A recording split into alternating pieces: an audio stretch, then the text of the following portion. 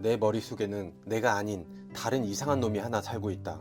새로운 사업 아이템이 떠오르면 이것 때문에 안 되고 저것 때문에 안 된다고 한다. 사람들 앞에서 발표를 하거나 노래를 부르려고 한다면 개망신당해서 얼굴이 빨개질 거라고 알려준다. 유튜브를 시작할 때도 조회수가 안 나올 것이고 재미가 없을 것이라고 알려주던 놈이다. 그렇다고 가만히 있으면 실패한 사람으로 만들고 다른 사람들은 이 시간에도 돈을 많이 번다고 알려줘서 기분을 우울하게 만들어 버린다. 영상을 만들 때마다 이놈이 더 난리를 치기 시작한다. 논리가 부족하네, 근거가 부족하다, 말이 왜 이렇게 길고 지루하냐 등등 끊임없이 내 부족함을 알려줘서 영상을 만들기 힘들게 만든다. 영상을 만드는 지금도 그렇다. 영상을 보는 너도 분명 앞날을 걱정하고 있을 것이다. 살아가는데 도움이 되는 영상을 보고 있을 수도 있고 친구가 사업을 시작했다는 말을 듣고 마음이 심란할 수도 있다. 바로 그때 누군가 말을 걸었다. 야, 그게 잘 되겠냐? 요즘 경기도 안 좋은데 무슨 사업이야. 그거 이미 다른 사람들이 하고 있는 거잖아. 이제 막 생각만 했는데도 이놈은 내가 망할 거라고 한다. 내가 어떻게 하면 포기하는지 너무나 잘 알고 있는 놈이다. 이놈은 도대체 누굴까? 이놈 때문에 힘들어하는 동안 다른 사람들에게도 이놈이 있다는 걸 알게 되었다. 이런 존재가 없는 사람은 아마도 사이코일 것이다. 죄책감이나 불안감, 걱정 없이 살아간다면 그런 사람이 바로 사이코다. 우리 마음 저 깊은 곳에 살아가며 사사건건 간섭하는 이런 감정들, 오늘은 이놈에 대한 영상이다. 이놈을 편의상 원숭이라고 부르겠다. 빌 게이츠도 사실 무언가를 시작할 때 이게 잘 될까? 하며 걱정하는 게 정상이다. 이런 생각이 들지 않는다면 자신감이 정도를 넘어서서 자의식 과잉 상태인 것이다. 이 원숭이는 내가 아주 작은 실수를 해도 나를 지적질하고 쪽팔리게 만든다. 잘했을 경우에도 이 정도는 잘한 게 아니라며 더 잘해야 한다고 다그친다. 그렇다고 원숭이 말을 듣는다고 해서 아무런 도움이 되지 않는다. 가만히 하던 거나 하고 있으면 무능력하고 열정도 없는 사람으로 만들어 버린다. 한마디로 다중인격을 갖고 있다. 창의력도 없고 무언가를 시작할 수도 없게 만든다. 우리 주변에서 흔히 볼 수가 있다. 비평가들, 악플러들, 부족한 점은 너무나 잘 지적한다. 하지만 그들이 뭔가를 하는 걸 볼 수가 없다. 원숭이들은 누워있길 바라고 일을 하려고 하면 책상 정리를 하게 만들고 살던 대로 살기를 바란다. 원숭이는 일을 미뤄도 되는 이유를 항상 하나 더 찾아주기도 한다. 철저하게 완벽하게 준비해. 다른 사람들의 의견이 중요해. 장비를 우선 더 갖춰야 해. 모든 걸 다 공부하고 그 다음에 시작을 해. 밥 먹고 하자 등등. 원숭이에게 시간은 무한대다. 하지만 나는 아니다. 원숭이는 어디에서 온 걸까? 원하는 게 뭘까? 바나나를 던져주면 닥치고 사라질까? 원숭이는 초등학교 때 받아쓰기를 못했다고 내 싸다기를 날린 선생님일지도 모른다. 나는 또 발표를 적극적으로 했었다. 그런데 어떤 친구들은 그런 나를 잘난 척한다고 재수없다고 괴롭혔던 친구가 있었다. 듣고 있나? 최진철? 아니면 내 기획서가 형편없다고 사람들 앞에서 망신을 줬던 직장 상사일 수도 있다. 아니 어쩌면 내 목소리일 수도 있다. 이 목소리가 이 영상을 보게 한 진짜 이유일 수도 있다. 내가 얼마나 부족한 사람인지 말해주려고 말이다. 아니면 더 단순할 수도 있다. 이 목소리는 다른 사람들의 목소리일 수도 있고 아닐 수도 있다. 이건 내가 너무나 잘 아는 목소리이다. 이 목소리가 영상을 만들던 내내 나를 괴롭히던 목소리이다. 내용이 형편없다고 비판할 수도 있고 심지어는 자세까지 교정시킨다. 이 영상을 보는 것도 의심을 품게 만든다. 과학적으로 한번 들여다보자. 인간의 뇌 안쪽 깊숙한 곳에는 인간의 감정을 조절하고 공포에 대해 학습하고 기억을 담당하는 조그마한 편도체라는 것이 있다. 이 편도체가 생긴 것은 아주 오래전에 농경시대 이전에 생겨난 것이다. 사냥이나 과일을 따먹던 시대 말이다. 새로운 환경에 접하게 되면 뇌의 편도체가 맨 처음으로 반응을 하게 된다. 팔다리에 털들이 바짝 곤두서고 입술을 다물게 만들면서 심장 박동이 빨라지고 아드레날린이 핏줄을 뚫고 터져나오게 만든다. 일단 그게 무엇이든 새로운 것이라면 편도체 입장에서는 나쁜 것이라고 생각을 하게 만든다. 마치 개를 데리고 산책에 나가면 산책의 목적이 개들을 위한 것인데 나를 지키려는 것이라고 착각을 하게 만든다.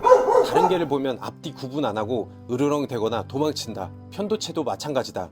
나를 보호하기 위해서 익숙하지 않은 상황에 닥친다면 싸우거나 도망치라고 한다. 이렇게 행동한다면 무시무시한 야수들로부터 둘러싸인 야생에서 목숨을 건질 수 있다. 하지만 회의실 안에서는 전혀 도움이 되지 못한다. 그런데도 그 경보체계는 우리 머릿속 깊은 곳에서 새로운 아이디어를 떠올릴 때마다 경보음을 울린다. 우리가 해야 할 일은 이 녀석의 목줄을 확 잡아당기는 것이다. 편도체는 아마도 지금 시대에는 필요 없는 기관일지도 모른다. 맹장처럼 말이다. 즉 편도체는 아주 오래전에 사라진 위험한 것들을 피하기 위해서 생긴 것이다. 그런데 지금도 작동을 하는 이유는 사방에 위험이 깔려 있다는 말을 들었기 때문이다. 원숭이가 하는 말이 맞다고 생각하는 이유는 그런 목소리를 들으며 커왔기 때문이다. 얼른 내려와. 그거 먹지마. 지지. 뜨거워. 만지지마. 안 될 거라고 했잖아. 조심해. 부모님들은 아이를 위해 이런 말을 했다. 위험으로부터 보호하기 위해서 땅에 떨어진 걸 먹고 배가 아플까봐 아이가 위험에서 벗어나고 살아남기를 위해서 이 가르침을 받아들이게 하려고 강하게 더욱 센 말투로 혼을 낸다. 결국 너는 이런 목소리를 내면화한다. 죽을지도 몰라. 다칠지도 몰라. 혼날지도 몰라. 결국 외부의 목소리가 어느 순간 내면의 목소리가 된다. 생김새도 유전되지만 원숭이도 유전된 것이다.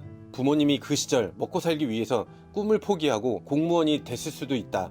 그리고 꿈은 허황된 것이라고 결론을 내렸다. 그렇지 않으면 자기 인생 자체가 틀린 것이 되니까. 그리고 그 결론을 자식에게도 대물림한다. 내 원숭이는 내가 그림을 못 그린다고 아예 못을 박아버렸다.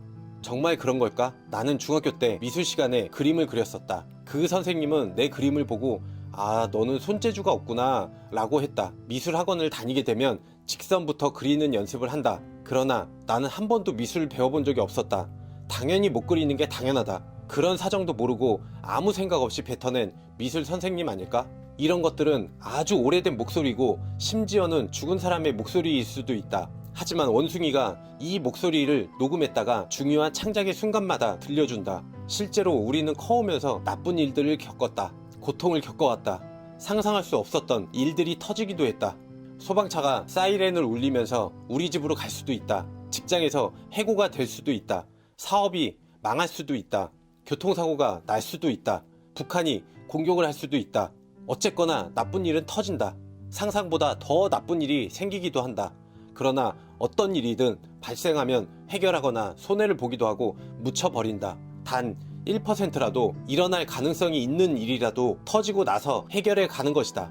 상처도 결국엔 회복된다. 원숭이들은 왜 우리가 새로운 것에 도전하는 걸 싫어할까? 원숭이는 어린 시절 너를 보호하던 생각과 규칙이다.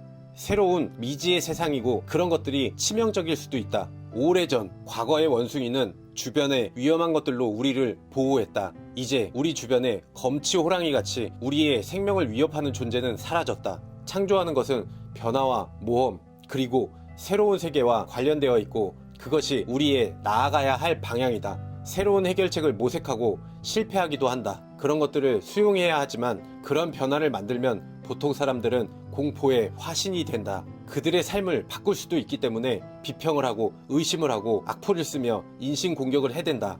창조라는 것은 본질적으로 오해를 받게 된다. 이것을 이해하지 못했기 때문에 너를 이해하지 못하는 것이다. 창의적인 사람은 더 예민하게 느끼고 더 많은 생각을 하고 더 많은 것을 알아챈다. 이 모든 것들이 두려움이 많은 사람들의 특징이기도 하다. 창조적인 사람은 위험이 다가오는 소리를 누구보다 더 예민하게 듣기도 하고 더 크게 과장되게 생각한다. 창조적인 사람은 불편함, 두려움, 질투, 분노를 느끼게 하고 그런 탓에 사람들의 표적이 된다. 문제가 있는 건 창조적인 사람이 아니라 사람들 머릿속에 사는 원숭이다. 네가 꿈꾸는 일은 중요하다. 그럴수록 더욱 센 공격을 받게 될 것이다. 이것이 변화의 본질이다. 두려움을 두려워하지 마라. 새로운 것은 두렵다. 원숭이는 두려워하길 바란다. 두려움은 새로운 영역에 도착했다는 것이고 새롭게 일을 시작한다는 초기 알람일 뿐이다. 원숭이는 두려움을 느끼는 것으로부터 물러서라고 말할 것이다. 새로운 근육을 사용하면 근육통에 걸린다. 그것을 견뎌내고 그래야만 한다. 위험은 줄어들 수도 있지만 제거될 수는 없다. 단 하나 변화해야 한다는 것이 진리다. 비평가들이 너를 화나게 할 수도 있다. 너는 화가 날 수도 있고 자기 자신을 의심할 수도 있다.